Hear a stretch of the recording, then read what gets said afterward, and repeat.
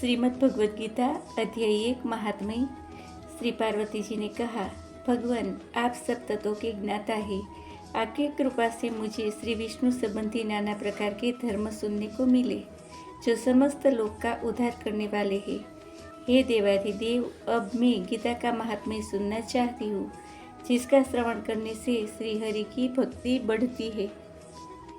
श्री महादेव जी बोले, जिनका श्री विग्रह अलसी के फूल की भांति श्याम वर्ण का है, पक्षी राज गरुड़ ही जिनके वाहन हैं, जो अपनी महिमा से कभी च्युत नहीं होते तथा शेषनाग की शैया पर शयन करते हैं, उन भगवान महाविष्णु की हम उपासना करते हैं। एक समय की बात है, मूर दैत्य के नाशक भगवान विष्णु शेषनाग के रमणीय आसन पर सुखपूर्वक विराजमान थे। उस समय समस्त लोगों को आनंद देने वाली भगवती श्री लक्ष्मी ने आदरपूर्वक प्रश्न किया। श्री लक्ष्मी जी ने पूछा, भगवान आप संपूर्ण जगत का पालन करते हुए भी अपने ऐश्वर्य के प्रति उदासीन होकर जो इस क्षीर सागर में नींद ले रहे हैं, इसका क्या कारण है? श्री भगवान बोले, सुमुखी, मैं नींद नहीं लेता हूँ, अपितु तत्व का अनुसरण करने वाली अंतर्दृष्टि के द्वारा अपने ही माहेश्वर स्वरूप का साक्षात्कार कर रहा हूँ। यह वही तेज है जिसका योगी पुरुष कुशाग्र बुद्धि के द्वारा अपने अंतःकरण में दर्शन करते हैं तथा जिसे मीमांसक विद्वान वेदों का सार तत्व निश्चित करते हैं। वह माहेश्वर तेज एक अजर प्रकाश स्वरूप, आत्मरूप, रोग शोक से रहित, अखंड आनंद का पुंज, निष्पन्द तथा द्वेष रहित है। इस जगत का जीवन उसी के अधीन है, उसी का अनुभव करता हूँ। हे देवेश्वरी, यही कारण है कि मैं तुम्हें नींद लेता सा प्रतीत हो रहा हूँ। श्री लक्ष्मी जी ने कहा, हे अंतर्यामी, आप ही योगी पुरुषों के ध्येय हैं। आपके अतिरिक्त भी कोई ध्यान करने योग्य तत्व है, यह जानकर मुझे बड़ा कौतूहल हो रहा है। इस चराचर जगत की सृष्टि और संहार करने वाले स्वयं आप ही हैं। आप सर्वसमर्थ हैं। इस प्रकार की स्थिति में होकर भी यदि आप उस परम तत्व से भिन्न हैं, तो मुझे उसका बोध करवाइए। श्री भगवान बोले, प्रिय, आत्मा का स्वरूप द्वैत और अद्वैत से पृथक, भाव और अभाव से मुक्त तथा आदि और अंत से रहित है। शुद्ध ज्ञान के प्रकाश से उपलब्ध होने वाला तथा परमानंद स्वरूप होने के कारण एकमात्र सुंदर है। वही मेरा ईश्वरीय रूप है। आत्मा का एकत्व ही सबके द्वारा जानने योग्य है। गीता शास्त्र में इसी का प्रतिपादन हुआ है। अमित तेजस्वी भगवान विष्णु के ये वचन सुनकर लक्ष्मी देवी ने शंका उपस्थित करते हुए कहा, भगवत, यदि आपका स्वरूप स्वयं परम आनंदमय है और मन वाणी की पहुँच से बाहर है, तो गीता कैसे उसका बोध कराती है? मेरे इस संदेह का निवारण कीजिए। श्री भगवान बोले, हे सुंदरी, सुनो, मैं गीता में अपनी स्थिति का वर्णन करता हूँ।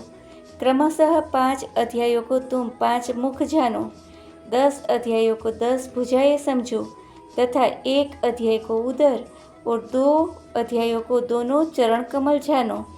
इस प्रकार यह 18 अध्यायों की वाग्मयी ईश्वरीय मूर्ति ही समझनी चाहिए। यह ज्ञान मात्र से ही महान पातक का नाश करने वाली है।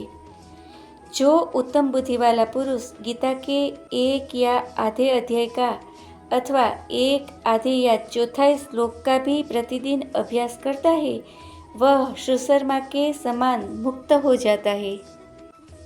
श्री लक्ष्मी जी ने पूछा, भगवान, सुशर्मा कौन था, किस जाति का था और किस कारण से उसकी मुक्ति हुई? श्री भगवान बोले, प्रिय, सुशर्मा बड़ी खोटी बुद्धि का मनुष्य था और पापियों का तो वो शिरोमणि ही था। उसका जन्म वैदिक ज्ञान से शून्य और क्रूरतापूर्ण कर्म करने वाले ब्राह्मणों के कुल में हुआ था। वह न ध्यान करता था, न जप, न होम करता था, न अतिथियों का सत्कार। वह मूढ़ होने के कारण सदा विषयों के सेवन में ही लगा रहता था।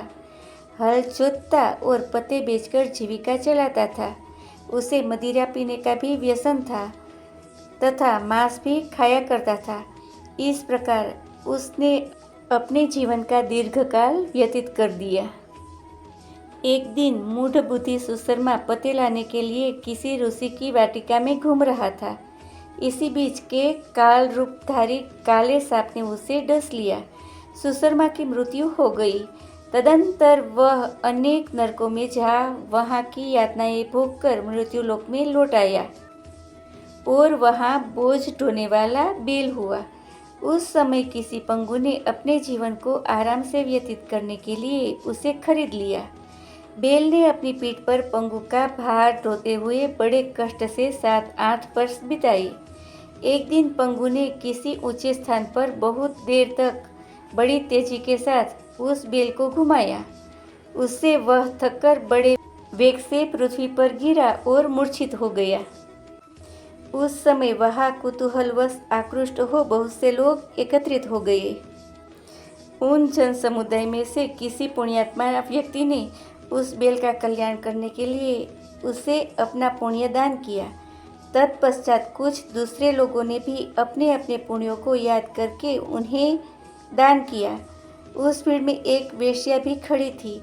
उसे अपने पुण्यों का पता नहीं था, तो भी उसने लोगों की देखा-देखी में उस बेल के लिए कुछ त्याग किया। तदनंतर यमराज के दूत उस मरे हुए प्राणी को पहले यमपुरी में ले गए। वहाँ यह विचार कर कि यह वेश्या के दिए हुए पुण्य से पुण्यवान हो गया है, उसे छोड़ दिया गया। फिर वह भूलोक में आकर उत्तम कुल और शील वाले ब्राह्मणों के घर में उत्पन्न हुआ। उस समय भी उसे अपने पूर्व जन्म की बातों का स्मरण बना रहा। बहुत दिनों के बाद अपने अज्ञान को दूर करने वाले कल्याण तत्व का जिज्ञासु होकर वह उस वेश्या के पास गया और उसने दान की बात बतलाते हुए पूछा, तुमने कौन सा पुण्य दान किया था? वेश्या ने उत्तर दिया, वह पिंजरे में बैठा हुआ तोता प्रतिदिन कुछ पढ़ता है, उससे मेरा अंतःकरण पवित्र हो गया है। उसी का पुण्य मैंने तुम्हारे लिए दान किया था। उसके बाद उन दोनों ने तोते से पूछा। तब उस तोते ने अपने पूर्व जन्म का स्मरण करते हुए प्राचीन इतिहास कहना आरंभ किया। तोता बोला, पूर्व जन्म में मैं विद्वान होकर भी विद्वता के अभिमान से मोहित रहता था। मेरा राग द्वेष इतना बढ़ गया था कि मैं गुणवान विद्वानों के प्रति भी ईर्ष्या भाव रखने लगा। फिर समयानुसार मेरी मृत्यु हो गई और मैं अनेकों घृणित लोकों में भटकता फिरा। उसके बाद इस लोक में मैं आया। सद्गुरु की अत्यंत निंदा करने के कारण तोते के कुल में मेरा जन्म हुआ। पापी होने के कारण छोटी अवस्था में ही मेरे माता पिता से मेरा वियोग हो गया। एक दिन मैं ग्रीष्म ऋतु में तपे मार्ग पर पड़ा था। कुछ श्रेष्ठ मुनियों ने मुझे उठाया और अपने आश्रम में पिंजरे में डाल दिया। वहीं मुझे पढ़ाया गया। ऋषियों के बालक बड़े आदर के साथ गीता के प्रथम अध्याय का अध्ययन करते थे। उन्हें से सुनकर मैं भी बार बार पाठ करने लगा। इसी बीच एक चोरी करने वाले बहेलिये ने मुझे वहां से चुरा लिया। तत्पश्चात इस देवी ने मुझे खरीद लिया। पूर्व काल में मैंने इस प्रथम अध्याय का अध्ययन किया था, जिससे मैंने अपने पापों को दूर किया है। फिर उसी से इस वेश्या का भी अंतःकरण शुद्ध हुआ है और उसी के पुण्य से द्विज श्रेष्ठ सुशर्मा भी पाप मुक्त हुआ है। इस प्रकार परस्पर वार्तालाप और गीता के प्रथम अध्याय के महात्म्य की प्रशंसा करके वे तीनों निरंतर अपने अपने घर पर गीता का अभ्यास करने लगे। फिर ज्ञान प्राप्त करके वे मुक्त हो गए। इसलिए जो गीता के प्रथम अध्याय को पढ़ता, सुनता तथा अभ्यास करता है, उसे इस भवसागर से पार करने में कोई कठिनाई नहीं होती है। श्री गीता प्रथम अध्याय महात्म्य संपूर्णम। श्री कृष्णार्पणमस्तु।